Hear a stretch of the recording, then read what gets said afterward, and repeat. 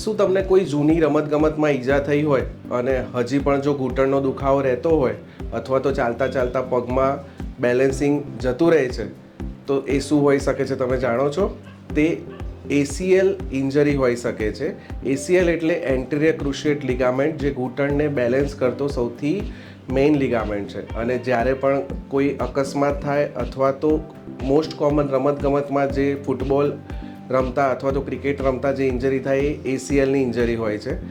ACL ક્યારેય સંધાતો નથી હોતો અને તેમાં આર્થ્રોસ્કોપિક ACL રિકન્સ્ટ્રક્શન સર્જરી કરવી પડતી હોય છે, જેમાં અમે શરીરના અન્ય ભાગમાંથી અન્ય લિગામેન્ટ લઈને જૂના ACLની જગ્યાએ બાયોડિગ્રેડેબલ સ્ક્રૂથી ફિક્સ કરતા હોઈએ છીએ અને તેના પછી દર્દી અથવા તો સ્પોર્ટ્સ પર્સન પોતાની રોજિંદી ક્રિયાઓ ફરીથી કરી શકે છે અને સ્પોર્ટ્સમાં પાછો જઈ શકે છે.